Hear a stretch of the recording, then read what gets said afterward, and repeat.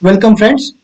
In this session we are going to discuss about the DR analysis using SIGRA software.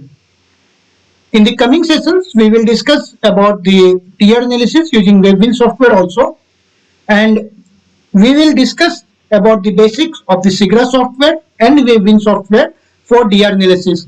Also we will discuss how to determine fault location using this software if you have the DR available with you, and some basics relay settings like R0, X0, R1, X1. These values are available with you, then you can determine the fault location by using either SIGRA software or using Webwin software.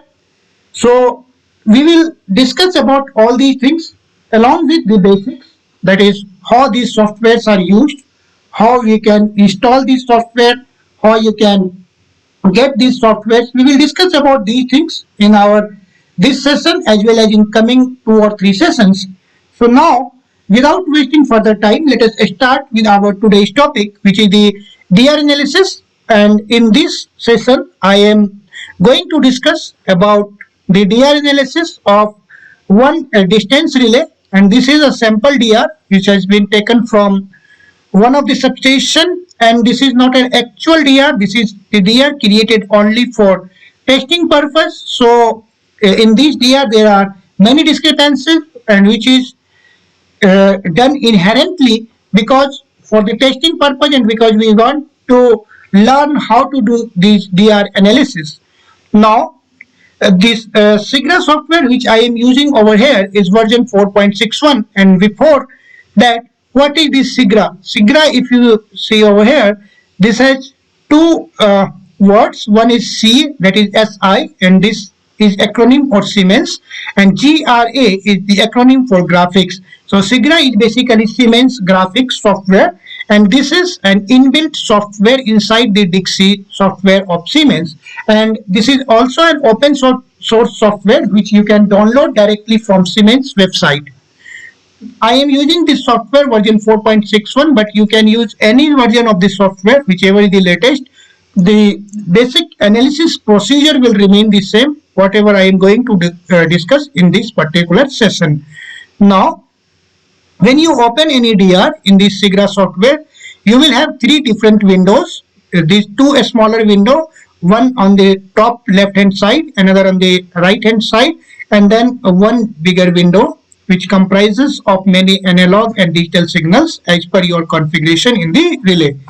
The window which is on the left hand side is very important, and this window is basically used for the instantaneous and RMS value determination of analog signals by using these two cursor 1 and cursor 2. Also you can use this small window for determination of the time frame, for determination of the time duration between the activation of any particular protection function to the operation of circuit breaker or the operation of that particular protection function. The second window, which is on the right hand side, is for the description of this DR. The first two lines is basically for any distance relay from which this DR has been extracted. The start time, which is the 9th July 2021, and this is the time for which at which this DR was generated. The sample rate, which is 1000 Hz, and this is for the Siemens Ciprotec 7SA522 relay. If you are using P444 or REL670, then this sample rate might be suppose 1200 Hz. But for this particular case and for this particular relay, this sample frequency is 1000 Hz. And what this 1000 Hz means for a 50 Hz cycle, 50 Hz frequency system, this means sampling rate of 20 cycles, 20 samples per cycle. That means in every cycles you are having 20 samples, or in every millisecond you are having one sample. And we can get this sample from the .dat file of your DR. If you see this DR, you are having this 4 or 5 different files.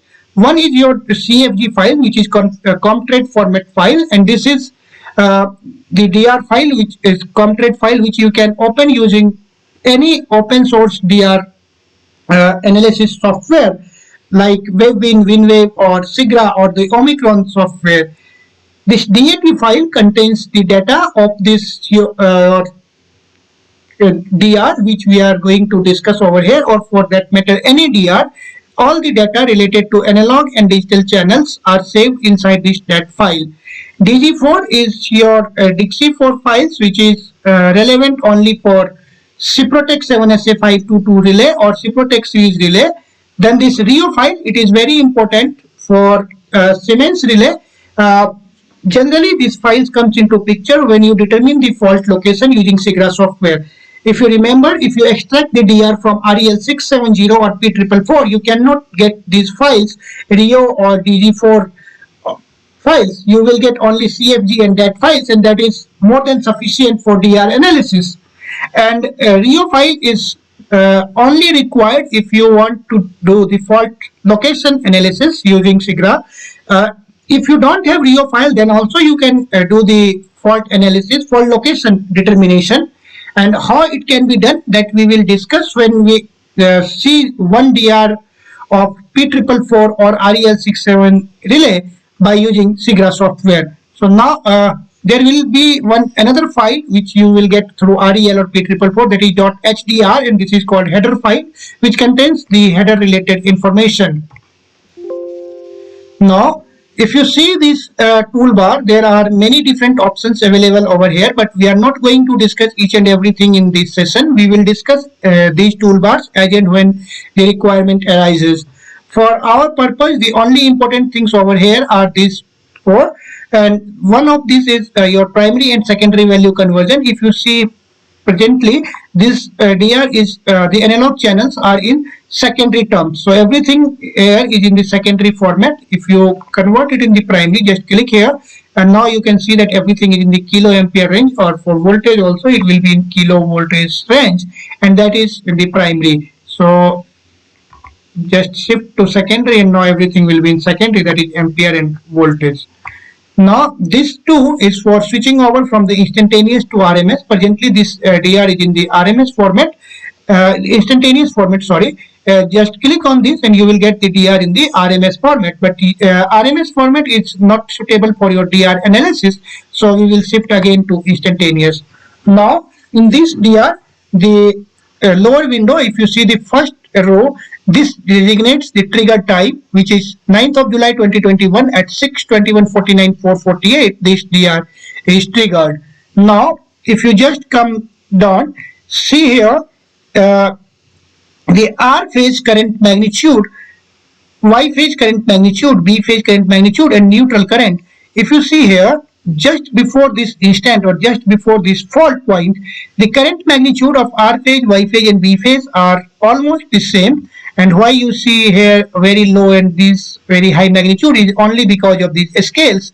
If you go to this point and if you place your cursor over here, you can see this is 275, this is 170, and this is again 250. So these magnitude are very low, and this is only the load current. Now at this point of time, if you place your cursor here, now you can see this in this terms of secondary, this is 9.82 ampere, which is very high, and this is the fault current magnitude, while in other phases it is again lower current magnitude. So that means this fault is definitely in the R phase. Now if you see over here, at this point of time, the current in the R phase is increasing from the zero magnitude to the positive peak direction. At the same time, in the neutral, the current is going down from the zero to the negative peak. That means current, when it is increasing from zero to positive peak, at the same time it is going from zero to negative peak in the neutral, which signifies that the current is flowing from R to neutral. That means this is R phase to ground fault, and the current is flowing from R to neutral. And if you follow my previous session videos on CT star points and other videos on the CT polarities, then you can directly infer from here that this is a forward direction fault between R phase to ground. And just select this zoom, and in the view tab, go to zoom and select this click zoom, and by this click zoom just select this and zoom this particular portion. Now you can see that R phase current, when it is going from 0 to positive. At the same time, neutral is going from 0 to negative, and this is the R phase and neutral current are exact replica of each other. So this is your R phase to ground fault. And further, if you go down, you can see over here that the voltage in Y phase is almost constant throughout. Voltage in B phase is also constant. And why I am saying here RYB is because of my nomenclature of RYB phase sequence. Although in the DR it is A, B, C or N, but it can be RYB, it can be ABC, it can be UVW. Everything is same as long as you are using the phase sequence in the correct direction. So don't worry about these things. It is only RYB or ABC, both are same thing. So now if you go down and if you see this R phase voltage, at this point of time when current is increasing, voltage is reducing in the R phase. So what does this signifies is that your current is increasing and voltage is decreasing in the same phase. That means this is a fault in R phase, and since the current is returning through ground, so the fault is in R phase to ground. Now if you come to this your digital channels, and I am just using my cursor, so take both these cursors in this direction, one cursor and then the second cursor. So now I have dragged my two cursors over here. One is here and the second cursor is here. So I am using both these cursors to show how these digital channels you can use and what are the meaning of these digital channels. First, reduce this size. So go to right click, optimize, and then optimize x-axis. So it will be reduced. And now I am having my two cursors over here. So this is the first cursor and this is the second cursor, and I will again just zoom it out. No. Or if you want some more zoom, I think this is okay, and we can easily now analyze our DR. So now if you see in this DR, the digital channel, which is the first digital channel which gets activated. So if you see in this DR, the first digital channel, apart from this single pole trip permissive and this single pole trip permissive, if you remember from my very first session on Ciprotech 7SA522 series, then I have already told you that this single pole trip permissive, this signal must be always active in Siemens 7SA522 relay. Otherwise, this relay will issue three-phase trip command invariably for any fault, be it R phase to ground fault, Y phase to ground fault, or B phase to ground fault, it doesn't matter. So even if a fault is a single line to ground fault in zone 1, Siemens relay will issue three-phase trip command if your single pole trip permissive is not active. That's why single pole trip permissive must be always active, and if in this DR, if you see, single pole trip permissive is active throughout the DR length. Now, the first digital channel which activates is this, and this digital channel is activated at this point of time. And what happens at this point of time is your current in R phase has already suited up, and current is in the neutral is also high, and now the relay has picked up, and it picks up, that means 21 pickup. 21 is for distance, and pickup means distance protection started. Now from the analog channel, we have already seen that this fault is in R phase, so your relay has also picked in the R phase. So this is distance pickup in R phase. At the same time, another thing happens is that this is R phase and ground, because the loop that the relay is now seeing is R phase to ground. So this R phase and ground both picked up, and it picked up in forward direction. So this is the four basic thing that happens at this particular point of time. Now, just after this picking up of R phase to ground, what happens now that the relay now sees the fault in zone 2 and zone 3. Why the relay picked up in both zone? Suppose a fault is in zone 2, then your zone 3 will always start. Or if a fault is in zone 1, then your zone 2 and zone 3 will also start. Why? Because suppose if your zone 1 setting is 10 ohm, zone 2 setting is 20 ohm, zone 3 setting is 30 ohm, and a fault occurs at 12 ohm. So now if a fault occurs at 12 ohm, that 12 ohm is less than 20, so fault is in zone 2. but 12 ohm at the same time is less than 30 also. So the fault loop of zone 3 will also start. So at this particular point of time, your zone 2 and zone 3 both started. Zone 1 does not start. If zone 1 had started, then your relay must have issued a trip command at this point itself. But since zone 1 has not started, so relay has not issued any trip command. Now, what happens next? If you go down, the next thing that happens over here is this signal activated, and this signal is your 50N or 51N, which is your 50 or 51 is basically the overcurrent, directional overcurrent, and the time delayed or instantaneous overcurrent, and time delayed overcurrent, and N means earth fault. So your directional earth fault protection picked up. And why it picked up? Because now there is an appreciable current in neutral. So uh, this is of no significance at this particular point of time for us, because although this directional earth fault protection picked up, but it cannot issue trip command before any zone, because the operation time of directional earth fault protection is determined on the basis of IDMT characteristic, and this operating time is always more than the zone 3 time. So your directional earth fault protection starts at this particular point of time. And now if you see over here, the next thing which happens over here is that the distance protection receives carrier channel in both channel 1 and channel 2. 85 is for carrier signal, 21 is for distance. So distance carrier signal receive in channel 1 and channel 2 at the same time. So distance relay now has received the carrier, and if you see from here, your zone 2 was already in the pickup condition and carrier is now received in channel 1. So definitely your relay will issue a trip command instantaneously. This we have already discussed in our carrier aided protection series or carrier aided protection lecture, where I have discussed about the POTT scheme and POTT scheme and how this carrier aided protection scheme works.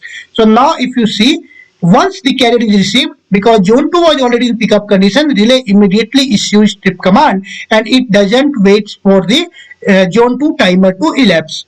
So now once the relay has issued trip command, what happens next is that your circuit breaker opens at this particular point of time. So if you see from here to here, this time is 27 millisecond, and this 27 millisecond is basically the time when your protection relay operates. It issues a trip command, your auxiliary relays activates, then auxiliary relay energizes your tripping coil of circuit breaker.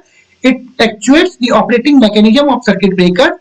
Circuit breaker operating mechanism operates, then the circuit breaker contact separates, breaker gets opened. At the same time, the auxiliary contact of circuit breaker changes over from NO to NC contact or NC to NO contacts, and you get this breaker feedback here. And this feedback is taken from the auxiliary contacts. So this additional types of operation of auxiliary relay, trip coil energization, operating mechanism, then the auxiliary contact switchover time, this additional time will be from 4 to 5 milliseconds. So the total time of 27 milliseconds, out of these 27 milliseconds, if you subtract that 4 to 5 milliseconds, so your breaker opening time comes approximately 20 to 23, 24 milliseconds. And this is a very fast operating circuit breaker. So now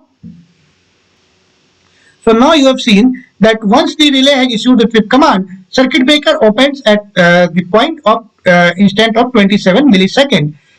Another thing, the total time required for this fault isolation is from the relay pickup to breaker opening is now, if you see, this time is 62 millisecond. The 62 millisecond for a 50 hertz system is approximately 3 cycles. So in a 50 hertz system, approximately 3 cycles is required for fault isolation from the instant the relay takes its decision to breaker opening. So if you see from here, this is 1 cycle, 2 cycle and 3 cycles. So 3 cycle is required for fault isolation. But another factor, if you add, that factor is relay decision time.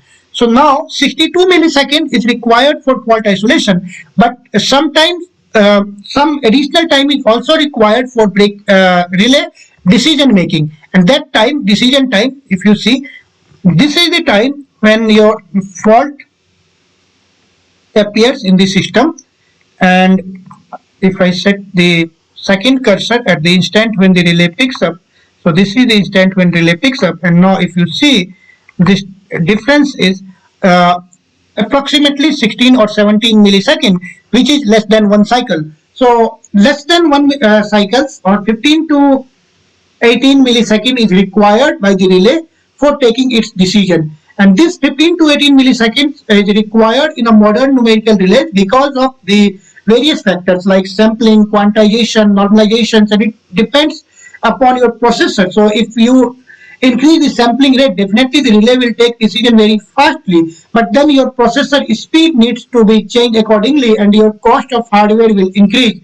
So generally for a frequency range of sampling frequency range of 1000 to 1200 hertz, this minimum of 10 to 15 or 18 millisecond is required for relay to take its decision. So this completes our relay decision time, then the time of operation of relay, and finally for fault isolation. Now, if you see from this DR, one thing that is evident here is that at this point of time when your breaker opens, the voltage suddenly falls to zero or voltage suddenly collapse. So this is the time when your circuit breaker has opened. If you see here, this is the time when breaker opens, and now this is the R phase voltage which has collapsed at this particular point of time.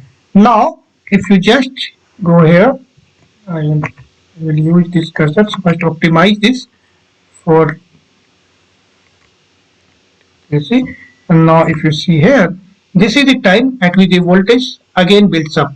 So now this time, which is uh, the time which when your voltage again comes into the relay, that means the line has now been charged. But this doesn't mean that there is a power flow, because if you see in the R phase current, the current builds up at this particular point of time. That means from the time when your voltage comes into the relay and to the time when the actual current flow starts, there is an appreciable difference of almost 400 or 350 millisecond, and this signifies that between the time when your voltage comes into the relay and the time when the current comes into the relay, this time signifies that during this time your circuit breaker at only one end is in closed condition. That means either the circuit breaker at remote end is in closed condition or the circuit breaker at local end is in closed condition. Because had the circuit breaker at both ends were in closed condition, then your current must have started at this point itself. So now let us see in the digital channel. If you see here, this blue cursor, at this particular time the voltage has already arrived, but if you see from here, main CBR phase is still in the open condition. This CB or circuit breaker is in open condition. That means your breaker at R end is not in the closed condition. So this voltage which has come into the relay is definitely due to the closing of circuit breaker at the remote end. That means the circuit breaker at remote end has been closed much before than the circuit breaker at R end, and this means that the dead time of the auto reclosure of remote end is approximately, I think, 700 millisecond. So 700 millisecond is approximately the dead time of remote end. And what is the dead time of our end? If you see at this point of time, the current starts to flow, and this is approximately 1000 or 1 second. So 1000 millisecond is the dead time of our end, and 700 millisecond is the dead time of the remote end. Another thing, if you see here, at this point of time when the remote end circuit breaker closes, your voltage in all three phases builds up. Although voltage in Y and B phase were already available, so voltage in R phase comes up, and that means this is a successful auto reclosure with dead time of 700 millisecond at remote end, 1000 millisecond at R end. And in this simple DR, we have seen many important concepts, that is, what is the relay decision time, what is the fault clearance time, how you can determine the CB opening time, how you can determine the dead time of remote and dead time of local end circuit break auto reclosure, how you can determine whether it is a zone 1 fault or zone 2 fault or zone ZCOM fault. If you see some of the things that I have missed, again I am using this zoom feature with, earlier I have shown you this function as click zoom. Now I will see you drag zoom. Drag zoom. Now just select this and drag. Now it will zoom again. So this is zoom. And now if you see at this particular point of time, relay was in pickup condition. Zone 2 picked up here. Carrier received at this point of time, and then relay issued the trip command. This is the trip command which relay issued, and relay issued trip command only to R phase. Why? Because now relay sees a fault in zone 2 with carrier received. That means definitely it is a fault on the principal line itself. And whenever there is a fault on principal line, and that fault is a phase to ground fault, relay will issue a single phase to ground fault, and line will go for auto recloser if it is enabled. So now relay has issued a single phase to ground fault, and now if you see here, this is 21, which is distance trip single pole, and Z1D is the internal nomenclature of Siemens 7SA522 relay, and the signal in your REL relay is called ZCOM or carrier aided tripping. So Siemens relay has now issued carrier aided tripping, single pole tripping, and if you see below relay trip, it issued a single pole tripping to A phase or R phase, and then your circuit breaker open. So by seeing these analog channels and digital channels, you can determine many important things. You can take many important decisions from your disturbance recorder. And the next session we will discuss about one more DR, one more complicated DR analysis, and then we will discuss how to determine fault location using SIGRA software. After completing this session, we will move back to WaveWin, and then we will discuss the same concept. We will discuss about the same DR using WaveWin software and how to determine fault location. If we have the DR available of differential relay, REF relay, a backup impedance or busbar relay, then we will discuss about those DR also. In case you like this video, then please share this video with your friends. And in case you have any complaint, in case you have any doubts regarding these videos, then also you can comment in the comment section so that we can improve from our next session onwards. Thanks for watching. I hope that the concepts which are explained in this session is clear to you. We will meet again in next session with more complicated DR for better analysis, for better understanding. Till then, keep watching, keep learning. Thank you and goodbye.